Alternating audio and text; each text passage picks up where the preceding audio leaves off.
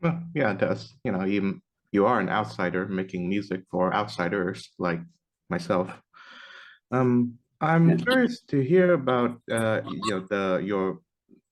your vast and eclectic musical influences, but let's talk about one first. R. Stevie Moore. Um, I guess if you can, how would you describe his music and how has he influenced you?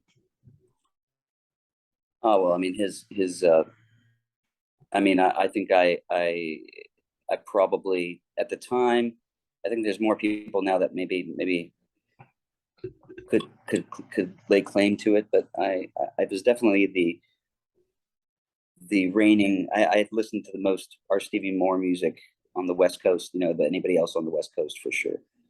Um, I mean, I was, I had a collection of about 75 of his records, um, in 2003, and I also happened to, and you get them at the time. For the most part, I got them from him. I made I sent him the doldrums. He sent him my record when I had done it, and he responded immediately. I set up my first email account, uh, a Hotmail account, um, just to receive a message from him about him receiving my package, which had an order for several of his tapes, as well as my CDR of my stuff and a little description of who I was, and that was the first time I'd ever done that. I didn't know what to expect, and I didn't expect. I could have only dreamed of, like, I mean, I already held him in such high regard that I was very starstruck. And this is when I was 20 years old. So, but the way that he took to it immediately, and the things he said, it made me, I could have died right there, and I would have been so happy. Mhm. Um, and he's since then, he's been, you know, I call him my mentor. He's an influence, a father figure, and he's a trailblazer in my view. And I also feel like I'm the one who basically put him into the discussion. I mean, like the world. I was able to tell Wire magazine, Mojo magazine, and Uncut, and all these magazines that prided themselves on being sort of like these, sort of like, for rock aficionados, for people who just, like, go a little deeper with their music, and they think of themselves as sort of arteurs and real snobs about some music trivia and obscure stuff like that, and just the history of music, and I was able to tell them that they didn't know what they were talking about, that they haven't been doing their job. They've been, they consider themselves a good mag, but they haven't ever. This guy's been, been doing this stuff since the late '60s, and he has not been, he hasn't gotten one review in any of the, not one mention. I mean, they're mentioning people that had like one record in the '60s and the '70s, and that, got a reissue after the fact on CD. But they meanwhile, there's R. Stevie Moore, who's Elvis Presley's bass player's son. Mhm. I mean, he was born into a pedigree. I mean, he knew Roy Orbison. He grew up with Elvis and everybody around him all the time.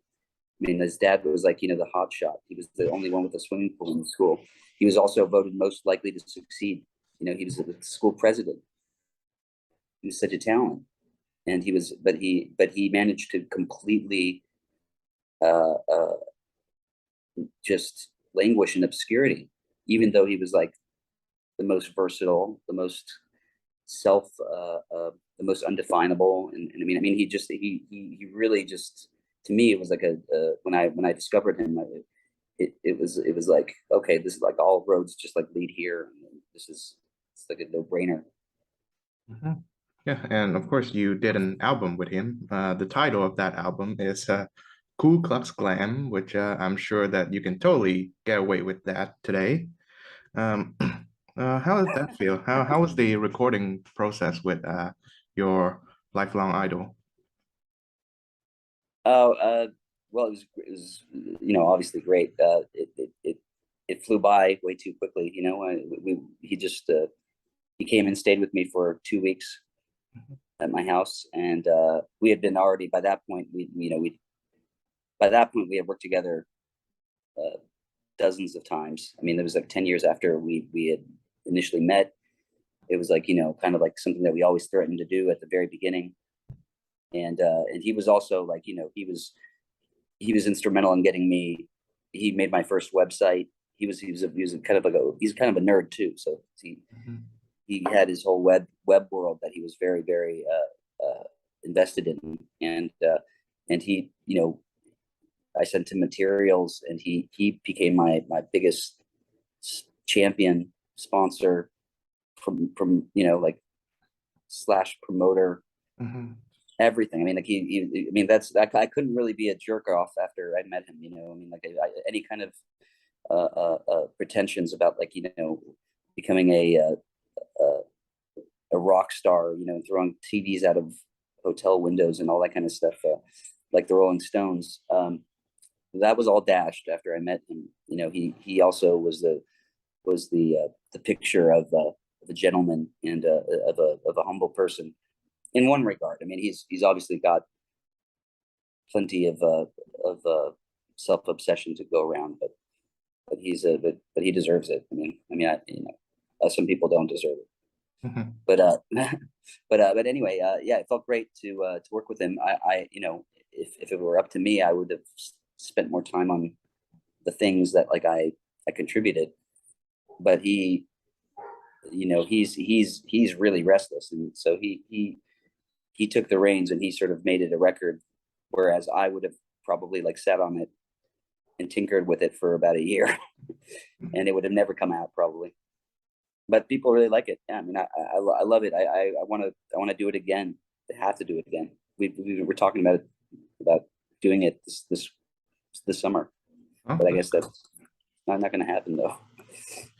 Well, who knows? But I do hope that, the R. Stevie Moore and Ariel Pink collaboration album number two would reach the public. Of course, again, given today's circumstances, that could be a bit more difficult. But again, that's my hopes.